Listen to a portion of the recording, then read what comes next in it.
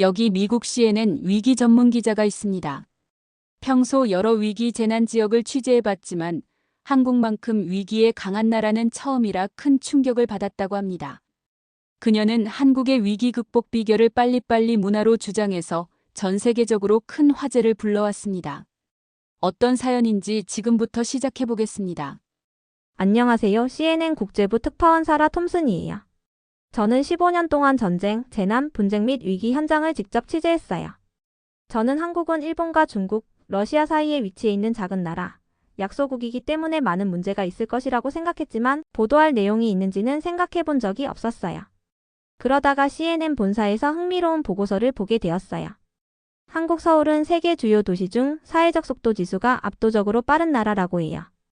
그만큼 발전 속도가 빨랐으며 위기나 재난이 오더라도 빠르게 극복이 가능했다는 것을 의미했죠.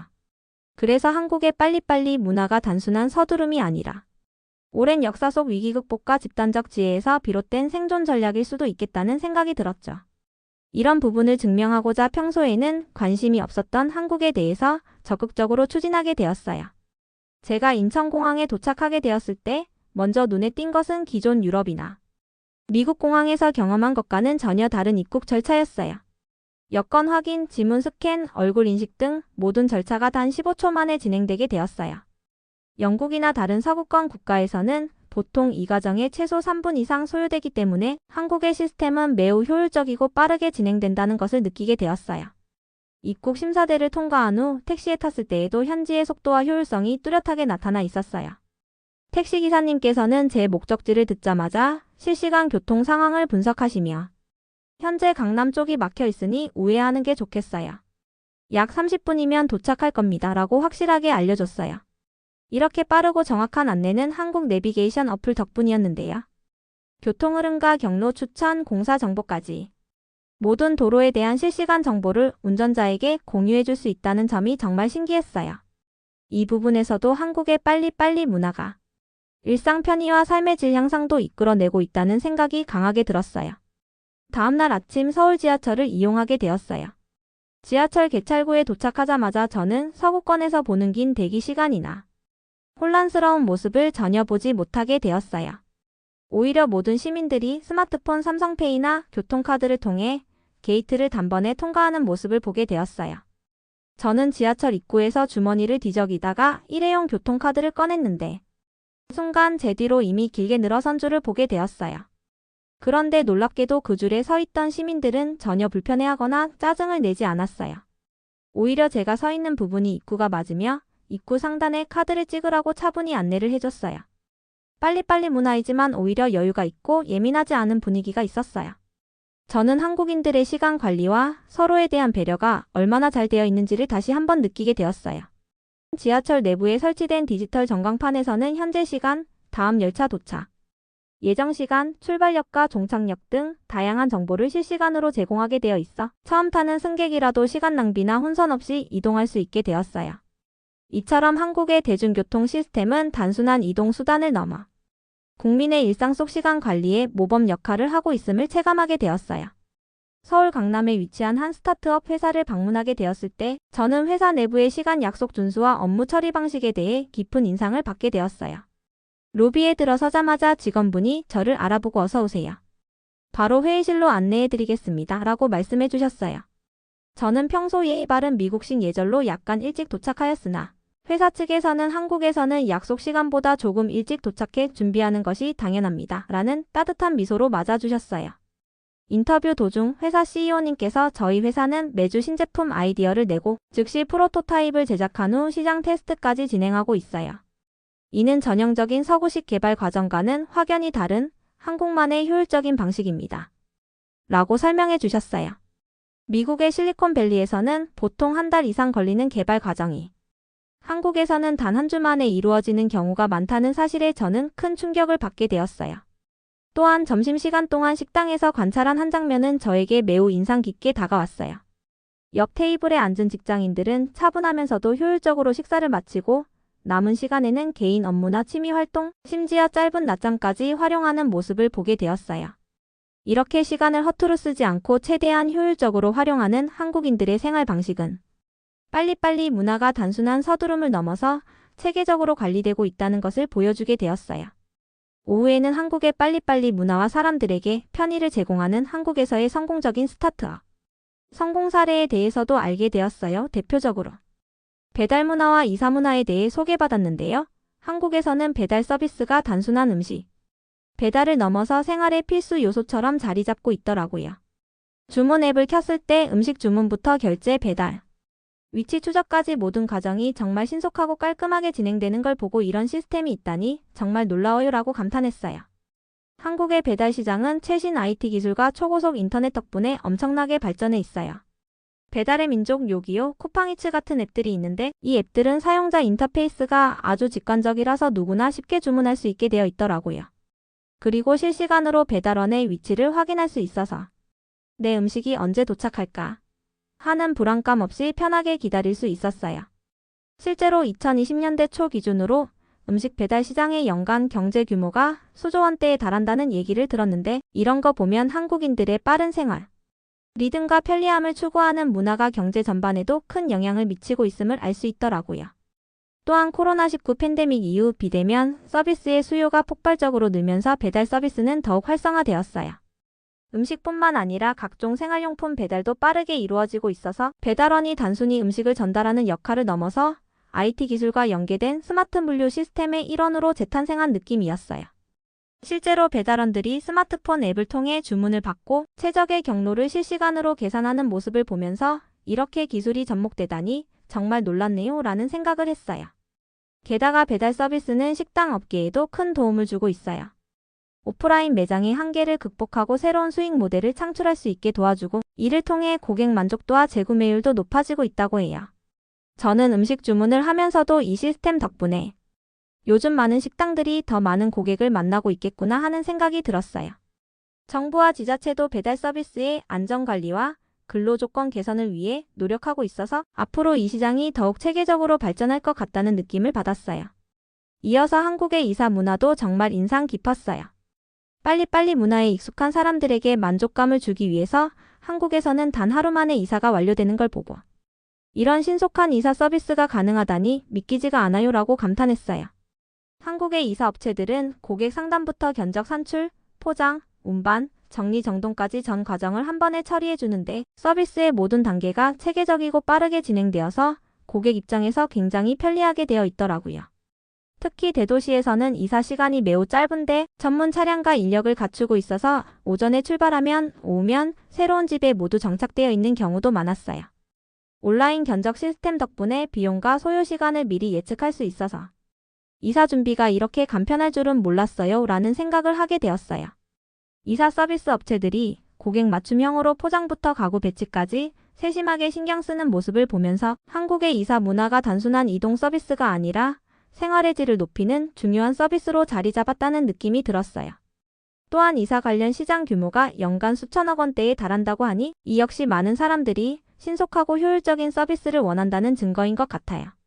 이사 서비스와 함께 임시 보관, 청소, 인테리어 컨설팅 등 부가 서비스들도 활성화되어 있어 고객들은 한 번의 거래로 다양한 혜택을 누릴 수 있더라고요.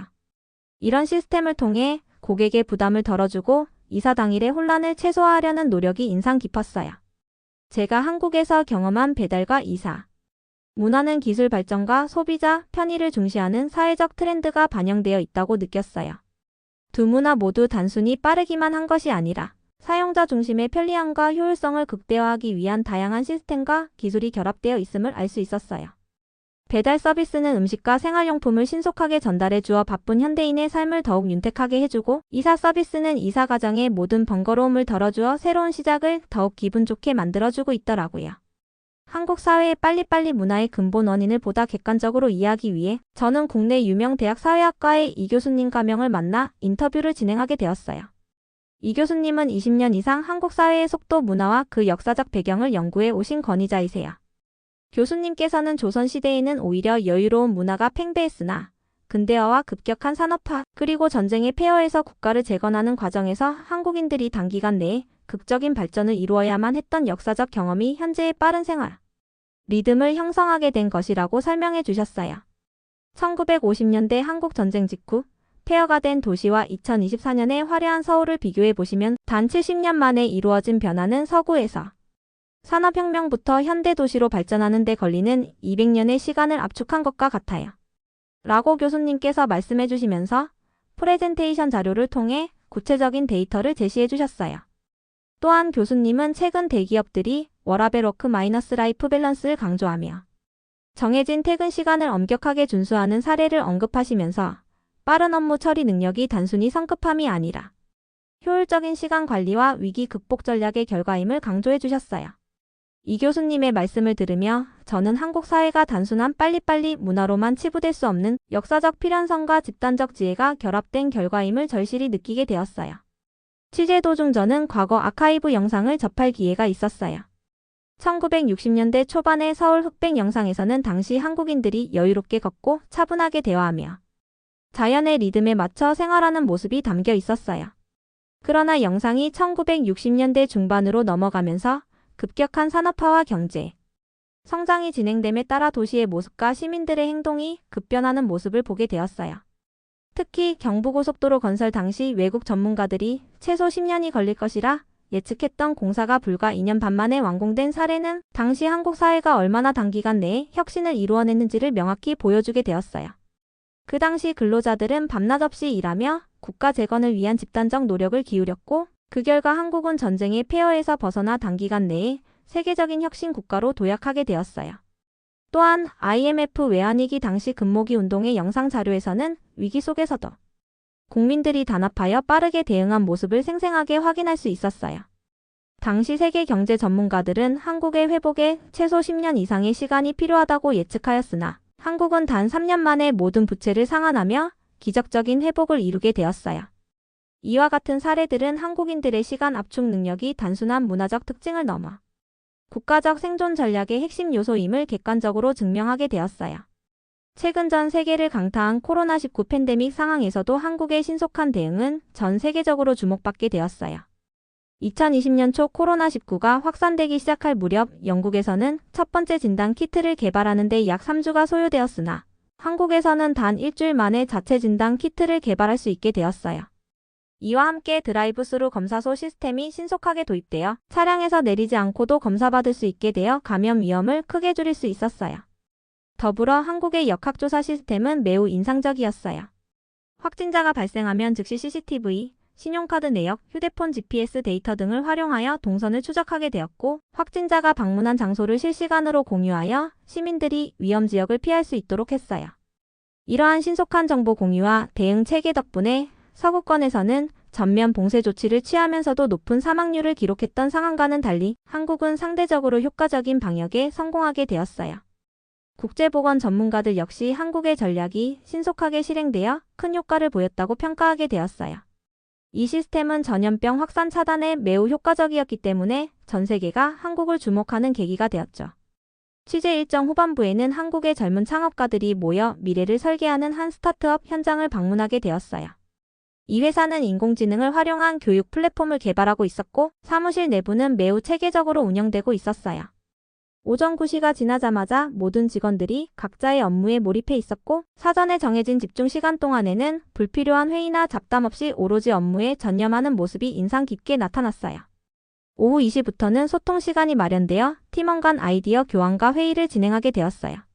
업무 시간 중 이메일 확인 횟수를 제한하는 등 시간을 최대한 효율적으로 관리하기 위한 다양한 제도가 도입되어 있었어요. 한 개발자께서는 저희는 디지털 집중 모드 앱을 활용하여 하루 집중도를 수치화하고 집중력이 흐트러질 때마다 즉각 알림을 받아 업무 효율을 극대화하게 되었어요. 라고 설명해 주셨어요. 또한 점심시간에는 단순히 급하게 식사만 하는 것이 아니라 천천히 음식을 즐기며 동료들과 소통하는 시간이 마련되어 있었어요. 이는 번아웃 없이 지속 가능한 근무 환경을 조성하는 데 큰 역할을 하고 있음을 확인하게 되었어요. 사무실 구석에 마련된 휴식 공간에서는 직원들이 20분 동안 짧은 낮잠이나 명상을 통해 재충전하게 되어 전체적인 생산성 향상에 기여하고 있음을 직접 목격하게 되었어요. 서울에서 취재를 진행하면서 저는 CNN 본사에서 전달받은 최신 보고서를 통해 한국의 신속 의사결정 시스템과 효율적인 업무 처리 방식이 전 세계 주요 기업들이 벤치마킹하고 있다는 사실을 확인하게 되었어요. 구글의 한 임원은 한국 기업들의 빠른 시장 대응력은 우리가 반드시 배워야 할 중요한 요소입니다.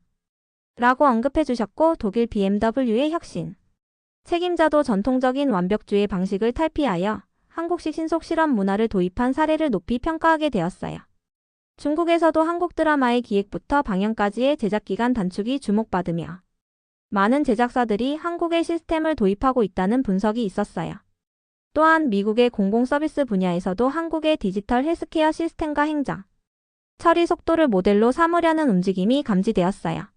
미국 보건당국은 코로나19 이후 한국의 의료 시스템 운영 방식을 연구하여 보다 신속한 시스템 도입에 나서고 있음을 확인하게 되었어요. 이처럼 한국의 혁신적 시스템은 단순히 한 국가의 특수한 사례를 넘어 전 세계적으로 미래 경쟁력의 핵심 모델로 주목받게 되었어요. 취재의 마지막 일정으로 저는 서울의 상징적인 명소인 남산 서울타워를 방문하게 되었어요. 타워 전망대에 올라 도시 전체를 조망하면서 과거 전쟁의 폐허에서 시작해 오늘날 세계를 선도하는 혁신 도시로 도약한 서울의 모습을 직접 목격하게 되었어요. 저는 카메라를 켜고 서울은 단순히 빠르게 움직이는 도시가 아니라 위기 상황에서도 민첩하게 대응하며 효율적으로 시간을 관리하는 집단적 지혜의 결정체입니다. 라고 정중하게 말씀드리게 되었어요. 남산 서울타워에서 내려다본 서울의 전경은 단순한 고속 이동 수단이나 효율적인 시스템을 넘어 한국 사회 전체가 위기와 변화에 맞서 단합하며 신속한 적응력을 발휘하는 모습을 명확하게 보여주게 되었어요. CNN 본사에서 전달받은 보고서와 현장에서 취재한 자료들을 종합해 볼 때 한국의 시스템은 이미 실리콘밸리, 유럽, 중국 등 전 세계 주요 경제권에서 벤치마킹되고 있으며 앞으로도 각국이 한국의 효율적 시간 관리 및 신속 대응 체계를 도입할 필요가 있음을 분명히 알게 되었어요. 인천공항에서 시작해 서울의 대중교통, 강남 스타트업, 국내 학계 전문가와의 심도 있는 대화, 과거 아카이브 영상, 그리고 코로나19 위기 대응 사례를 목격하면서 저는 한 가지 분명한 사실을 깨닫게 되었어요. 한국의 빨리빨리 문화는 단순한 성급함이나 서두름이 아니라 전쟁의 폐허와 경제, 위기 속에서 체득된 국가적 생존 전략임을 객관적인 데이터와 현장 목격 사례를 통해 확인할 수 있게 되었어요. IMF 외환위기 당시 금모기 운동과 2020년 코로나19 대응 사례는 세계 여러 나라가 예상했던 회복 기간을 단축시켰고, 이는 한국인들의 시간 압축 능력과 신속한 대응 체계를 여실히 보여주게 되었어요. 또한 젊은 창업가들이 주도하는 스타트업 현장에서의 혁신적인 업무 처리 방식과 효율적 시간 관리 시스템은 단순히 빠른 움직임을 넘어 지속 가능한 미래 사회의 경쟁력으로 자리 잡고 있음을 증명하게 되었어요. 남산 서울타워에서 서울 전경을 바라보며 저는 이 모든 취재 경험이 미래 사회의 방향성과 위기, 극복 전략에 대해 많은 시사점을 제공하게 되었어요. 한국은 과거 전쟁과 위기를 극복한 역사적 경험을 바탕으로 세계가 본받아야 할 혁신적인 생존 전략과 효율적 시간 관리 시스템을 구축하게 되었고, 그 결과 전 세계 여러 나라가 한국의 모델을 주목하게 되었어요. 오늘 제가 전해드린 보도 내용은 제가 직접 현장에서 목격한 객관적 사실과 다양한 자료를 토대로 구성하게 되었어요. 이는 단순한 개인적인 감상이나 주관적 의견을 배제하고 철저한 취재와 데이터를 기반으로 한 내용임을 다시 한번 말씀드리게 되었어요. 오늘 제가 전해드린 이 보도는 한국의 빨리빨리 문화가 단순한 생활 방식이 아니라 역사적 위기를 극복하고 미래 사회의 경쟁력을 만들어낸 중요한 요소임을 객관적으로 증명하게 되었어요. 앞으로도 저는 CNN 국제부의 일원으로서 전 세계에서 벌어지는 다양한 혁신과 위기, 극복 사례들을 면밀하게 취재하며 객관적이고 신뢰성 있는 정보를 여러분께 정중하게 전해드릴 것을 약속드릴게요. 한국의 사례는 단순히 빠른 이동이나 업무 처리 방식에 그치지 않고 국가적 생존 전략과 미래 사회의 핵심 경쟁력으로 자리 잡고 있음을 여러분께 전달드리고자 하게 되었어요. 이상으로 제가 직접 취재한 한국의 빨리빨리 문화에 관한 보도를 마치게 되었으며 여러분의 깊은 관심과 성원을 부탁드려요. 감사합니다.